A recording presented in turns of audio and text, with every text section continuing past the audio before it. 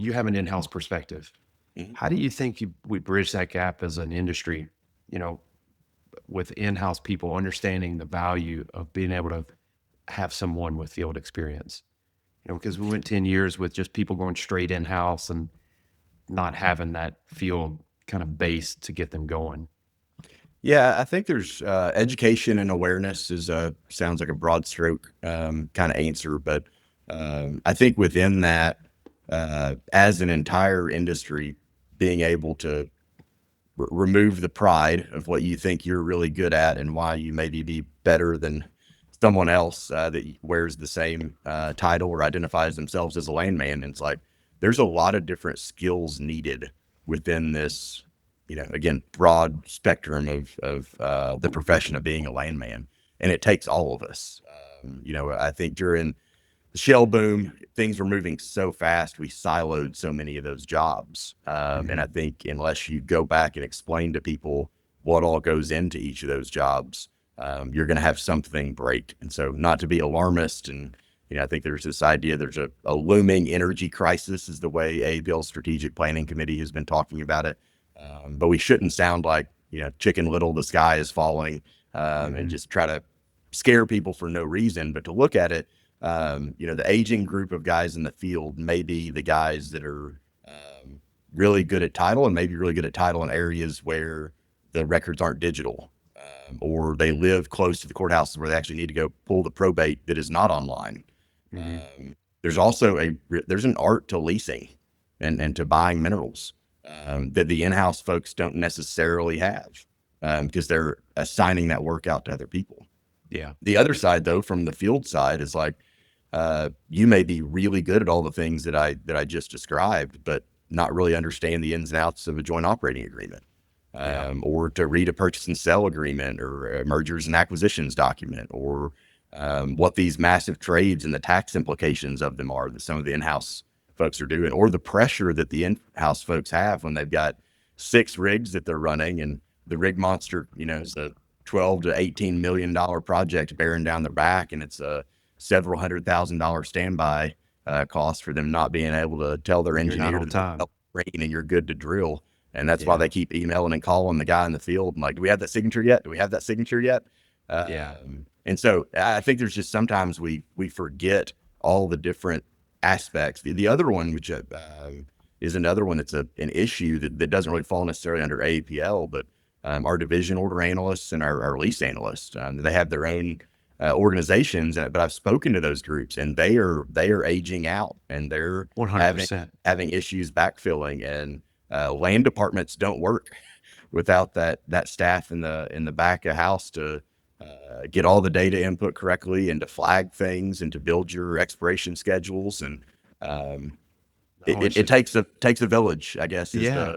the analogy. And I think sometimes, again, it's easy, for me to say, no, I'm an attorney and I'm working as I know everything. It's like, no, I don't. I learn new stuff every day and Yeah. come to you humbly asking for your advice on how we should cure this title issue in a state that I don't work, that I, don't know anything about.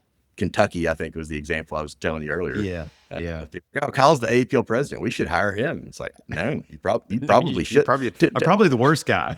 Yeah, I mean, it depends on the job. If we're in my wheelhouse, and you're talking about, most of my career again has been much more business development and larger acquisitions and issue spotting on kind of purchase and sales stuff.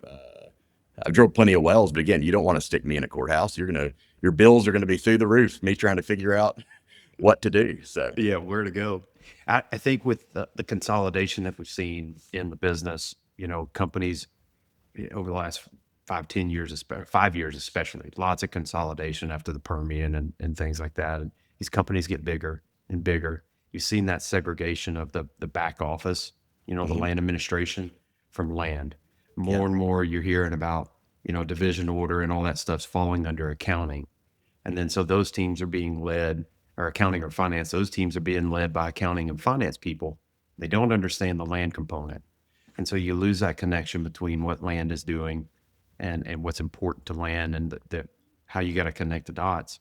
And then so you lose that recruiting base, you lose the value really and what the land administration team brings to the table. And one of the things I can say that's universal across all the clients and due diligence that we do, and people that we work with, is they wish they had better land administration Yeah. records, Yeah. and they wish they could work more closely with those folks. But oftentimes they're segregated in a totally different building, totally different city or state, Hmm. and they're suffering a lot of the same recruiting issues that we're suffering. Right. Um, on the field side of the business. And there's a lot of factors that go into that. Pay is one of the things that's big on the field side. And I applaud what AAPL is doing. Uh, this year, this is the first year that they've really brought it up and trying to frame conversations about day rates. Yeah. It affects recruiting.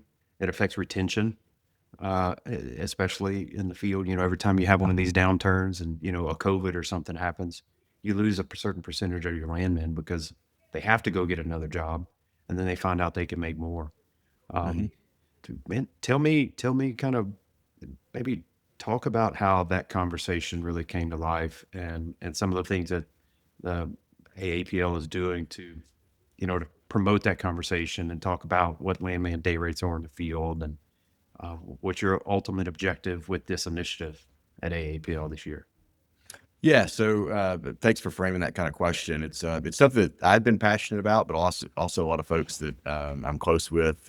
Matt Smith at EOG has been a big advocate of this for a long time, and He around the has. start of my term, we got the strategic planning committee of APL kind of stood up on this research project, kind of looking at what do we know historically about day rates for field landmen, and then what do the field guys think about it? What do the operators think about it? And have those dialogues. What can be done about it? What should be done about it? And then what are the steps to kind of roll out the education and the different pieces of this that are actually going to help make a change for our members. The conversation has to be framed overall with this idea. APL is a 501c6 business league.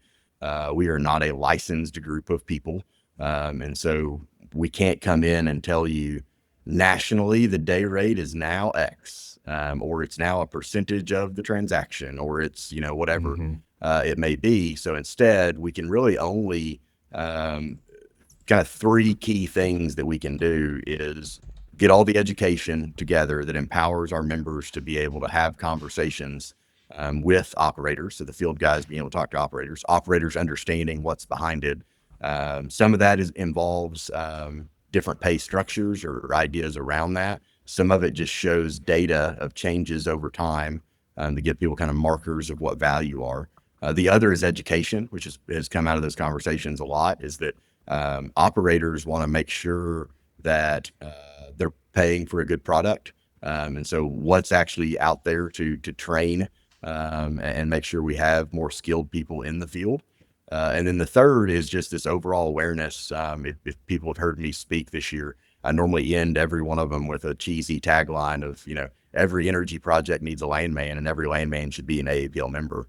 And so just letting the public know, whether you work at a bank and you had this deal come in with an estate plan that involves minerals, that if you're going to hire somebody to do that small job, it should be an AAPL member and hopefully a certified AAPL member. That you're getting a little bit more. You're getting a little bit more experience, a little bit more education and training for what you're paying for.